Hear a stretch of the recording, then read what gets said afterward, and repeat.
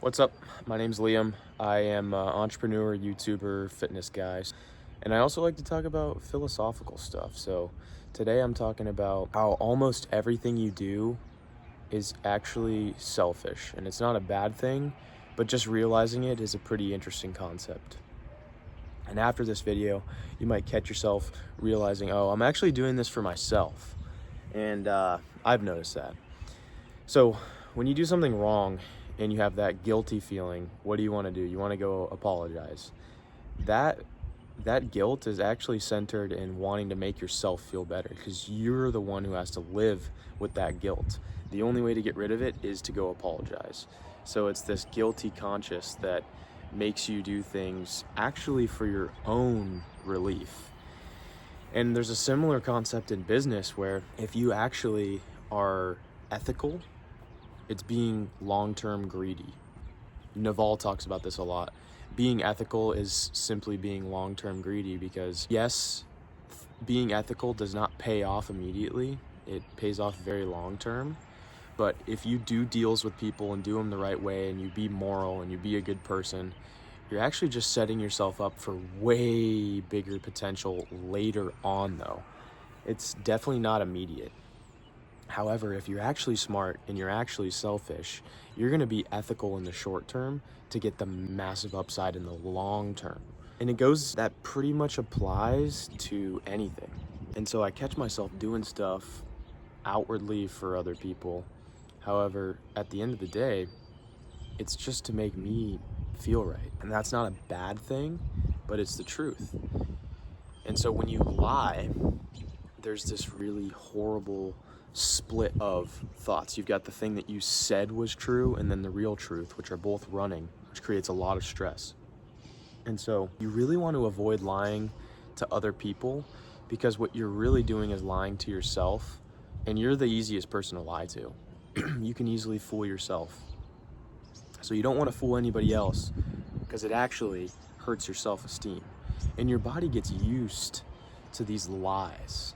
And so it's not going to trust itself, and that just creates a really weird energy inside of you. And that's when you don't know who you are, is when you're lying. And it doesn't mean you're lying to other people, but it actually, on a basic level, is just not doing what you say you're going to do. If you tell your friend you're going to meet him at the gym at 10 a.m. and you don't meet him there, you stay in bed, then that begins to eat away at you, and you begin to lose trust in yourself. That's when you start to break yourself down. And that's the reason that the gym creates such a crazy compound effect when someone can be consistent at it, because they've proved to themselves that they can do something every single day despite how they feel. That is self-esteem. It's this internal reputation you have with yourself. And when you have a strong reputation with yourself, that presents itself towards other people. So I'd say first, the biggest, most important thing you can do is stop lying to yourself. Lying to other people is lying to yourself, and it hurts other people, but it hurts you more than anyone when you lie. And you realize that as soon as you do it. When has a lie ever made life better? It simply hasn't. Because you tell the lie, maybe you get the thing you want in the short term, but the longer you go without dispelling the truth, the more of this terrible buildup inside of your conscious that makes you just want to get it out. And so you can go a really long time, and the longer you go without saying the truth, the worse it gets, and it just creates this evil feeling inside of you. And you wanting to tell the truth is not for you. Or I'm sorry, it's not for other people. That is for you. So self-esteem is just a reputation you have with yourself. And I think not having self-esteem is probably the biggest weakness you can ever have. And it's actually something that it's really easy to see in yourself when it happens. So you gotta be really careful about it. So I still haven't conquered being able to film when someone's right in front of me. I'm not that level of YouTuber yet, but I'll get there. I try to do it right there, and then if someone were to just get out right there and walk in front of me, I'm not at that level yet, just simply put. But I'm chilling here. I'm gonna go for a walk in a bit, I just had to make this video because it was completely spontaneous, and my best videos always come out of spontaneity. So I'll touch on this real quick. If you're doing the same thing every single day, that's when you're just reinforcing the same, literally, neurological networks in your brain. They fire and then they strengthen.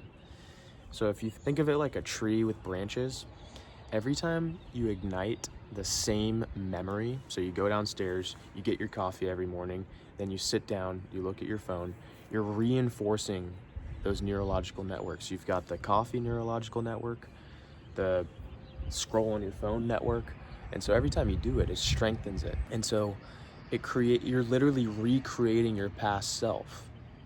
And so if you want to create a new version of yourself, you have to get out of the past and the future. And all of these things where you're reinforcing the past are actually drawing energy from your current self.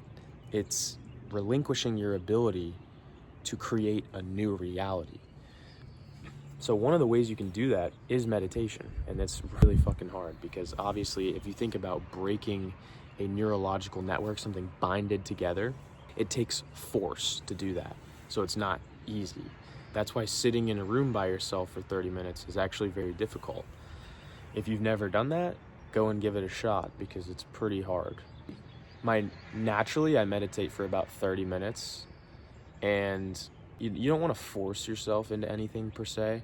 However, there comes a point where you need to keep going past what's comfortable.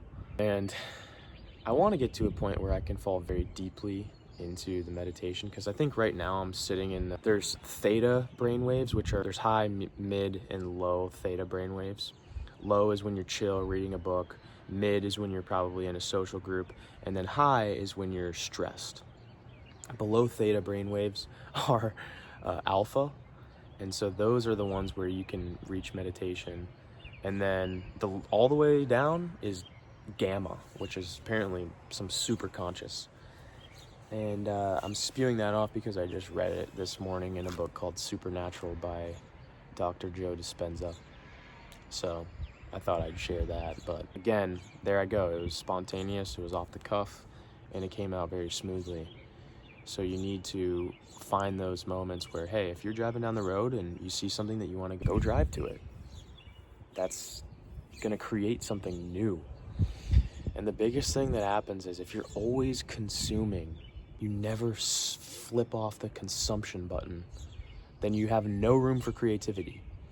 And creativity is actually how you'll get outsized returns monetarily. And what I mean by that is the fields that make the most money are creative jobs.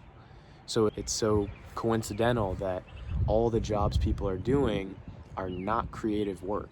And the fact that we have phones and 99% of people are incredibly addicted to their phones and work in non-creative fields, it's just feeding into itself. That's wild. So if you want to be more of a creative person, you actually need some space in your schedule. It doesn't have to be sitting in a room, being in silence. It just needs to be time when you're not consuming. Maybe you need to put your phone down, but you could sit there and draw. You can sit there and write. You can read, but I don't want to just point out the phone because it's not the only issue.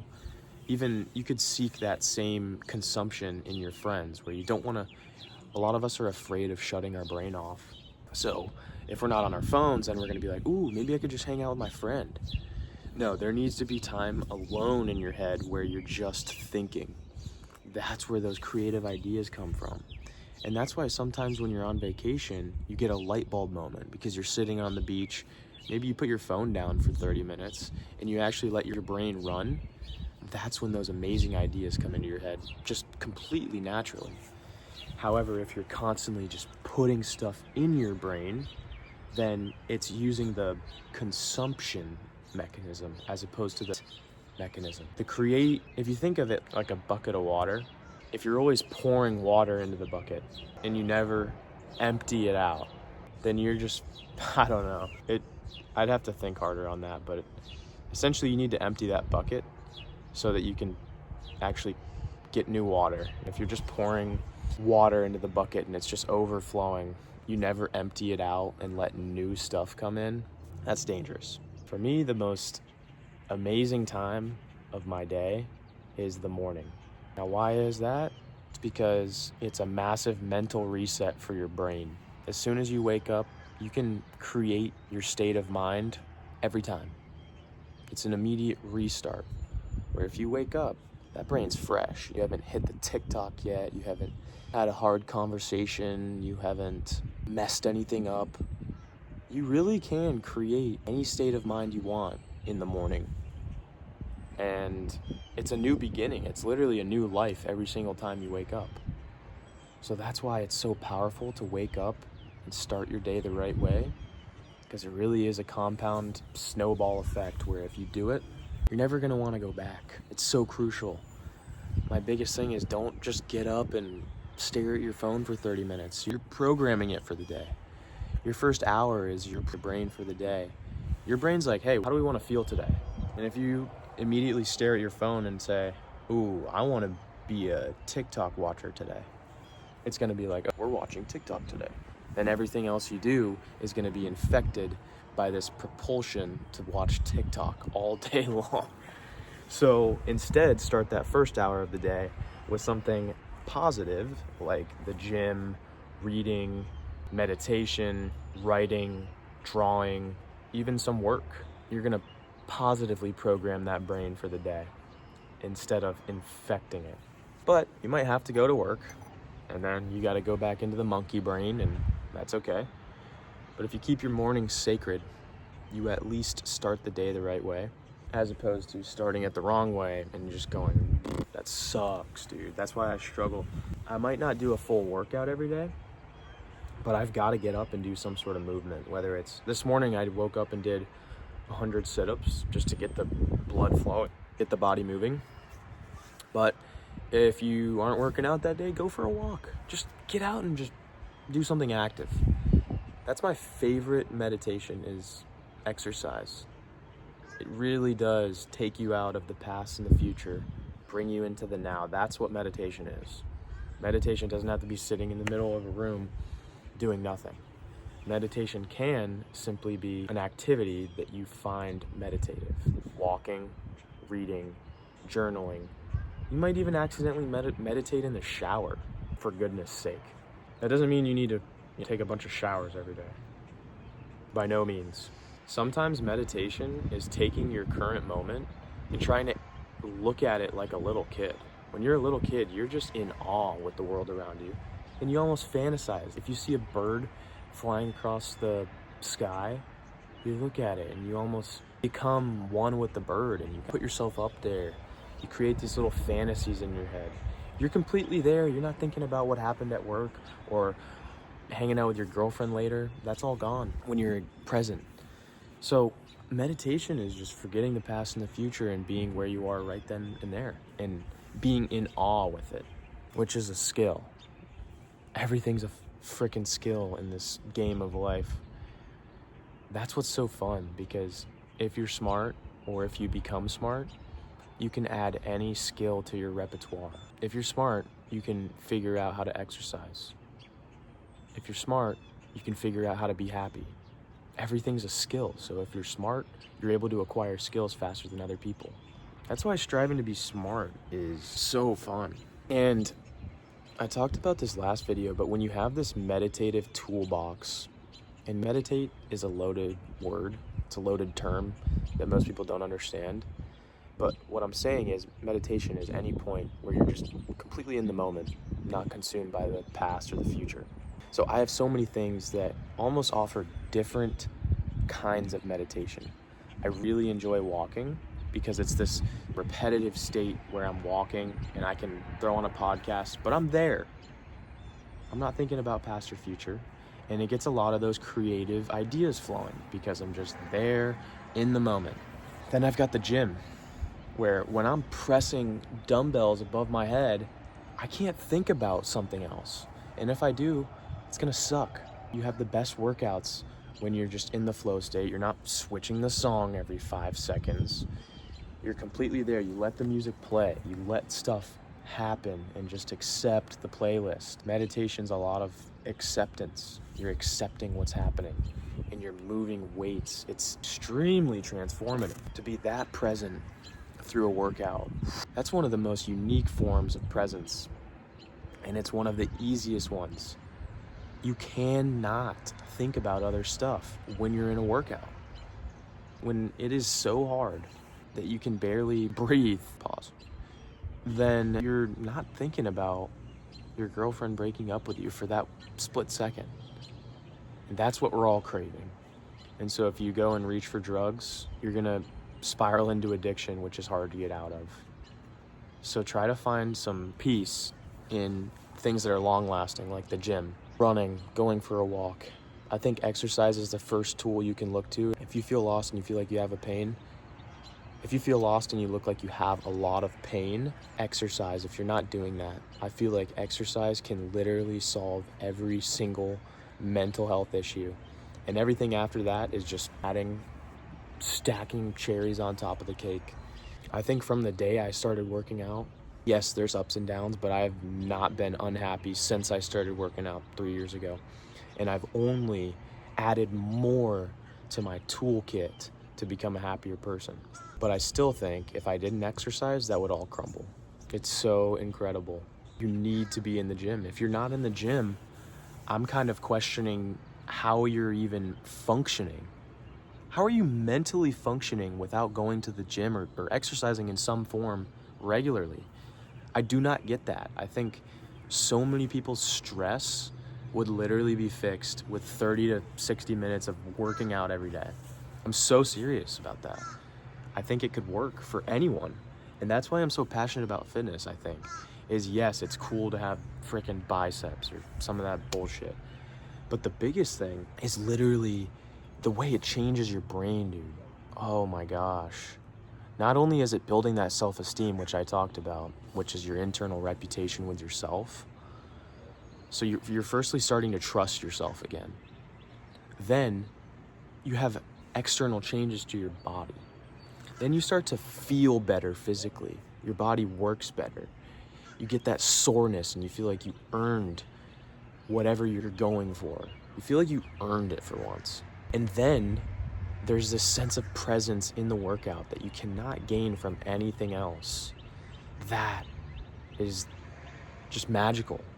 Not everyone is at the point where they can just sit down and meditate for 60 minutes. Although that'd be great. Some people are not that mindful. That could be torturous. I think the gym is something that anyone can do and is the form of meditation that so many people need. That's why I'm so passionate about fitness coaching and just lifestyle coaching. It's not even about the gym. It's just what the gym provides for your mind that is so transformative. I cannot emphasize it enough, and that's why I love sharing it with people, because it's so many people get into it for a different reason than why they keep going. So that's all I got. Look, there's a car driving. I'm not gonna stop filming because I'm not a pussy. It's a fucking car. Look at me, bro. I'm filming. Whatever. Also, I'm really thinking about getting a new, well, not really, but I can't wait till I get a camera and a microphone. However, I'm gonna get 10K subs before I get a camera and a microphone, because I just want to prove to myself and to everyone else on this channel, you can get 10K subs without any equipment. You can prop up your phone and film and gather a community with what you already have. That's what I want to prove. But I do like that shit. I love upgrading the quality of the videos, which you can do a lot through editing, but camera microphone combo is going to be lethal. Absolutely lethal. With all that said, I'm dropping a free workout program next week. Haven't determined what day it'll be, but just keep on the lookout. It's for the beginners who don't know how to work out. I'm super excited about it. I'm trying to make it as good as something you could buy for $1,000, but for free. And it's meant to be your season 1 of working out. It's called Wally's World of Workouts. It's super sick. I can't wait to release it. All right, that's all I got, man. This was super fun to film. I hope everyone had a good day.